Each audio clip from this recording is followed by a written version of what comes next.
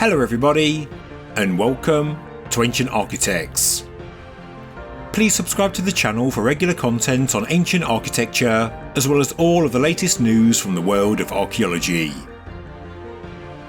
Ever since it came to light what was buried beneath the mound of Gobekli Tepe, the site has become one of the most talked about places in the world, because of A, its prehistoric age, B, its enormous size, C, the magnificent megalithic structures, and D, the incredible iconography etched in stone. The site began life around 11,600 years ago, after the Younger Dryas Cold period, at the very beginning of the warmer Holocene. The people that lived here were hunting and gathering their food, but during the life of the settlement, we likely saw the gradual evolution into an agricultural society, which I believe ultimately led to the abandonment of the site. In the past 2 decades, Gobekli Tepe has been the focus for countless books, both academic literature and alternative ideas. It's been included in TV shows and documentaries, and now there are dozens and dozens of YouTube videos and many dedicated websites. The unique archaeological finds have truly captured our imaginations, with the decorated T-shaped pillars quickly becoming an ancient wonder in their own right. The iconography is fascinating, and for a long-lost culture that are not yet developed writing, these pillars and a few associated structures and stone artefacts are the only record of the civilization they left behind. But what are the pictures portraying? What are they saying in their art? What were the ancient people trying to tell us? There are many interpretations already out there in the public domain, including abstract star charts showing the ancient night sky, geographical maps of the Near and Middle Eastern landscape, calendrical markers, the memorialization of important myths and legends, and the list goes on and on. I have stared at these pillars for hours and hours. In the past, I've started to formulate my own ideas, only to scrap them when I've hit a brick wall. I find it frustrating that I don't know with any certainty what the pillars are trying to say, and every seemingly decent idea I've come across in the past few years always leaves me with nagging questions and reasonable doubt in their accuracy.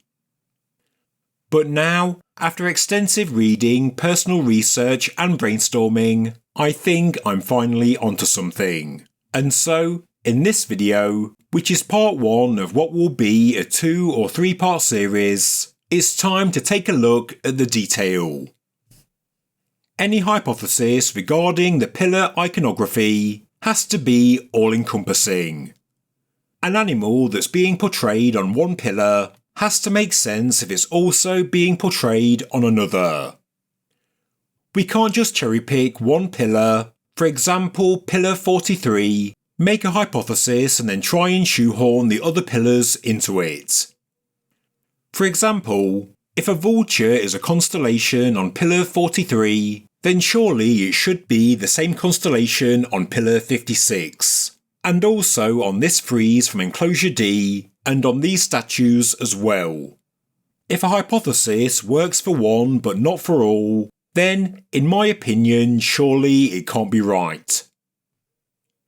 Whilst the iconography on some pillars is limited to just one animal, some pillars are far more complex, with pillars 43, 33 and 56 clearly showing a narrative.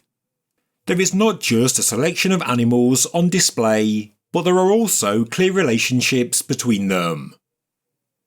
But we can't begin to understand what the pillars are telling us unless we have a solid idea of what the animals on the pillars actually are.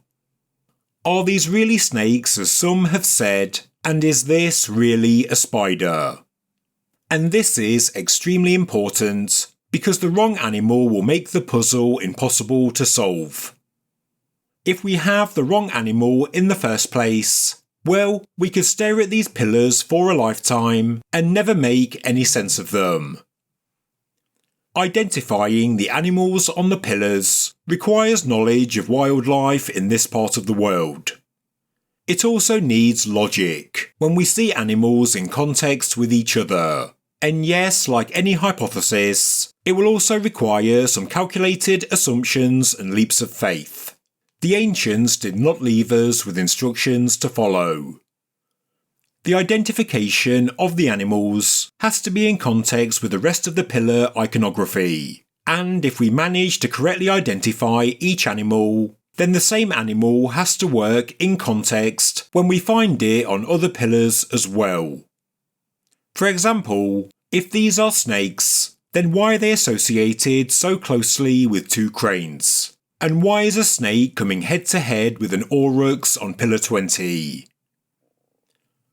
Archaeologists such as the late great Klaus Schmidt and his colleagues at the German Archaeological Institute have laid the foundations for any study into pillar iconography. They've documented the pillars, published photographs, drawings and descriptions, and have also offered interpretations. But, in my opinion, it's the work of Professor Dragos Georgiou that has taken the understanding of these pillars to the next level. Professor Georgiou is an historical anthropologist and archaeologist, and his studies focus on material culture, ancient technologies and iconography. His work on Gobekli Tepe is up there with the very best, but as far as I'm aware, most people have never heard of it. He's worked to identify the animals on the pillars, and in doing so, he is, in my opinion, on the right track to a logical and realistic interpretation. Enclosure D at Göbekli Tepe may well be the Rosetta Stone of the Tastapella culture. It contains the iconic Pillar 43 and also the amazing Pillar 33, and it's the relationships between the animals on the pillars that really helps us with their identification. Georgiou worked with the assumption that the animal groupings were not random, and as well as animals, the iconography also shows ecosystems. The imagery is therefore not just zoomorphic, but it is in fact topomorphic, and then there are even deeper levels after that. So, where do we start? Well, it has to be Pillar 33, my favourite T-shaped pillar at Göbekli Tepe, an absolute work of art. We see animals on the T-head, the two broad sides and also the front narrow side. Starting on the left broad side and we see two cranes. In nature, these large birds can be found in grassland, freshwater and wetlands. They can be found hunting for fish in marshes and on the banks of rivers, areas with shallow water and also high reeds. With that in mind, what could these animals be around them? Most researchers say they're snakes, but if the pillars are showing us specific ecosystems, then this really doesn't make much sense. Yes, they're snake-like in appearance, but Georgiou believes their narrow heads and long bodies are also like those of freshwater eels, such as the Mesopotamian spiny eel. They're wiggling their bodies as they swim around the feet of the two cranes, which are there trying to catch their next meal. There is a central band on the narrow face of the pillar, and the professor interprets this as a shallow river or flooded valley, and the eels are moving from the wetland swamps and marshes into the valley and then downstream. But if this is a river or shallow waterway inside a valley, why do we see two spiders inside it? Well, calling these spiders is another popular assumption. And the more you look at them, in my opinion, the less spider-like they appear to be. In nature, spiders have two pedipalps at the front of their body, but they don't appear to be bent backwards like this. And who would portray the legs of a spider in such a manner? So, if these are not spiders, what are they? Well, if this band on the front of the pillar represents shallow water, these animals must live in such an environment. They must be arthropods. They have a short thorax, bent legs turned upwards and curved antennae. And according to the professor, they're most likely narrow-clawed crayfish, which is a species native to Turkey. They have curved antennae, bent legs turned upwards, but the two pictures on pillar 33 don't show the large chelae, the big pincers at the front. But as Professor Giorgio explains, the undifferentiated shape between the chelae and the feet in the carved image could be explained by the fact the chelae of the ostracus females remain isometric throughout their life. They could also be young crayfish. Giorgio says, when the water temperature is high, the young crayfish with no developed chelae spawn, therefore the offspring of the animal are an index for the summer hot days. Staying on the narrow side of the pillar, and above the symbol in the form of a capital H, we have more eel or snake-like animals. This upper group have large heads, but their bodies are notably smaller compared to the lower group and those seen on the broad side of the pillar. Yes, they could still be eels, but Giorgio believes the difference in form is by design. He thinks the large head and short body could be portraying the Mesopotamian catfish, a species found in Iran, Iraq, Syria and Turkey. I'll come back to the H and I symbols later in this video because for now I want to focus on the animals. Further down the pillar and we can see what looks like an animal crossing the shallow water, and to me it may well be a leopard. Leopards are predators, and they're also strong swimmers, and they're one of the few cats that actually likes water. Leopards are opportunistic hunters, so if the crayfish, eels and catfish are bringing out the water birds, this will ultimately bring out the predators. These big cats will eat birds, fish, amphibians, reptiles, pigs, rodents and so on. So, on pillar 33, we're seeing a whole ecosystem develop. We're seeing the animals in context. The cranes are stood in waterlogged marshes or shallow water, following the eels into a body of water that also contains crayfish, and the leopard heads across the water likely to hunt the large birds. We're seeing a natural food chain. On the capital of the same pillar, we see 4 birds identified by Klaus Schmidt as bustards, a species of bird specific to steppe life. The capital of this pillar is therefore symbolising the other side of the ecotone, the dry land. Back to the lower wetland setting, and the triangular chevron shapes higher up the pillar define the upper section of this waterway, the space the fish can move in. These chevrons could be portraying mud or sand ripples, or the waves created by the ebb and flow of water passing by reeds, like this. Maybe they're showing vegetation, maybe they are the reeds themselves, or it could be showing higher ground as the water runs through the valley. But why are eels entering the waterway from the left? Well, eels can live in swampy environments. They can also burrow into mud.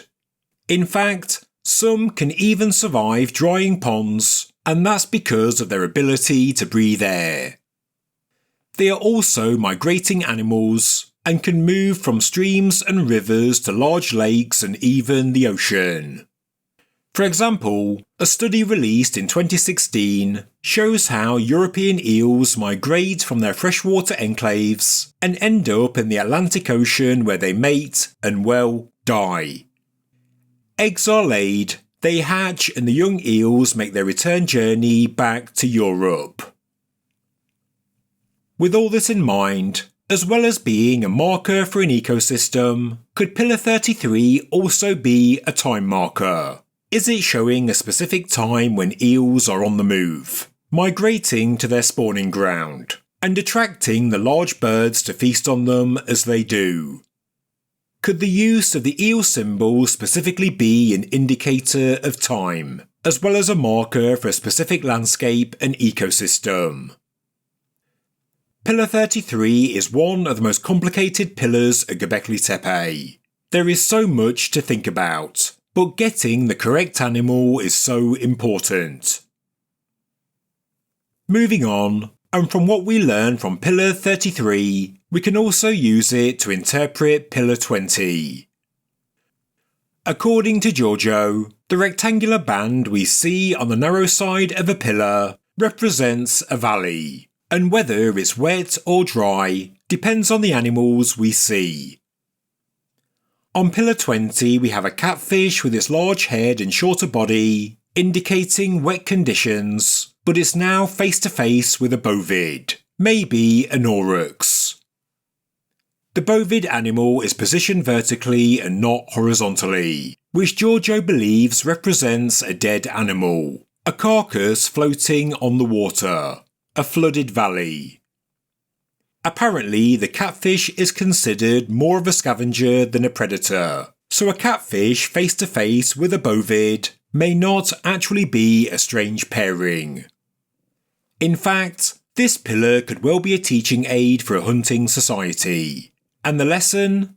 If you see a dead animal in the water, it may well attract scavenger fish, which can be caught by humans and eaten.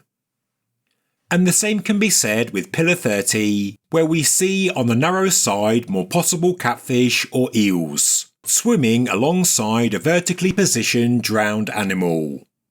Like the catfish, eels are also scavengers. And also on the edge of Pillar 43, we have a feline positioned vertically, meaning it's dead. It's also face to face with a crayfish, although this piece of art appears to be unfinished. Crayfish, like catfish, are also scavengers. The famous broadside of Pillar 43 does have more difficult imagery to interpret, and that's because of the other symbols in relation to the animals. I'll discuss this in a forthcoming video. But staying in enclosure D, and on Pillar 38 we can see a vertical series of animals, which, according to Giorgio, is a canid, possibly a jackal, sitting above a wild boar, and this is above what looks like two cranes and a duck, which are of course waterbirds. You would find all of these animals in a swampy, waterlogged environment, possibly a riverbank. This pillar could also be a teaching aid, and it tells you where you find one of these animals, you'll probably find them all. It's another ecological marker. And the same with Pillar 2, where we see an aurochs, a fox or jackal and a crane, animals we could expect to find in muddy riverbanks. The H and I symbols look to symbolise some kind of barriers, possibly man-made, maybe even animal traps. On Pillar 33, the H symbols straddle the waterway, and the bottom one looks like a barrier stopping the catfish from travelling further.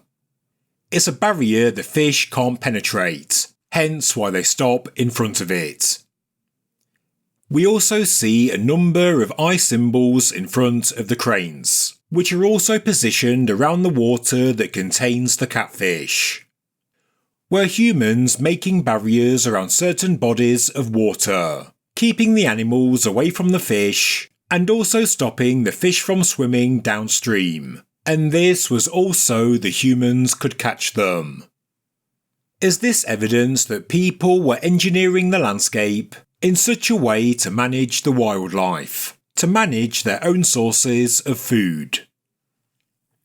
Giorgio thinks that this H symbol could be a net fixed between two poles, and whilst he may be correct, I think the H and I symbols were more generic, universal symbols that were used on pillars to indicate a barrier, of any kind, humans demarcating the land to manage the land and hence the animals.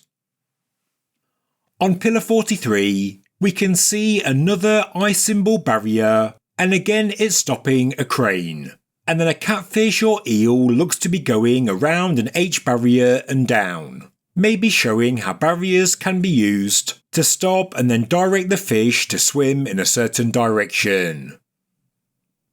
On Pillar 1, Giorgio says that these are fish, possibly catfish that are caught in a net. But this doesn't work for me, because the so-called fish are next to a ram, a sheep or a lamb. These are typically mountain animals and are not really associated with wetlands. So, what if this is just a net, and these are not fish heads around the edge, but they are in fact weights? Having weights around the edge of a net makes it easier to throw. The animal that's being caught is the one directly below the net. That to me is the most logical interpretation.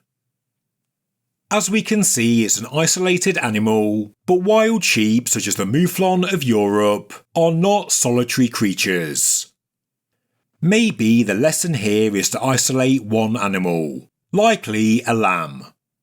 Maybe the ancient people wanted to catch them alive, so they could bring them back to the settlement and keep the fresh meat. Or maybe this was the very beginnings of animal husbandry, bringing a young wild sheep into a domestic setting, and this was how you did it. Although the catfish and eels identified by Giorgio do have heads that are similar to the edges of this net, it would be a unique and strange way to represent them, and there really isn't a natural context to have a sheep and fish in close proximity. Therefore, I don't think these are fish. There is so much more I could go into in this video, but because I am looking at animal iconography, I will just mention Pillar 56, another incredible complex arrangement of animals. And it looks like another wetland scene. We have the eels or catfish swimming towards the left, and they're surrounded by waterbirds, which I think are there for feeding. But behind the waterbirds we have leopards in pursuit, and this is a visual representation of the food chain in a wetland setting. And in the middle of the pillar we see a vulture in flight, which would circle overhead, waiting to pick at the remains left behind by the leopards. This, of course, is a lot to take in. There is a lot to think about, and I could go into more detail and look at more pillars. But what I wanted to get across in this video is just how important it is to first of all identify the animals correctly. Calling the eels or catfish snakes completely changes the context of every pillar that features them. But when they're identified as wetland wildlife, it gives the waterbirds context, and also the felines that follow. The people of Göbekli Tepe and all of the Tastapella sites in this region were masters of the animal kingdom. Being hunters, they must have had a deep knowledge of the natural world, knowledge that was passed down from generation to generation. And what better way to decorate the pillars than to impart your wisdom? It's a way to visually teach the youth of the community how, where and when to find specific types of animals, and also the dangers associated with them. A young person in a hunter-gatherer society needs to know that where there are waterbirds, there could also be leopards. They need to know that these big cats can and will swim across rivers. The pillars could have been used to teach the young how to manage the land, how and where to raise barriers, how to make fish swim in a certain direction, how to isolate a stretch of water, and how to isolate a lamb and then catch it with a net. They can also learn that carcasses in the water will attract scavengers like crayfish.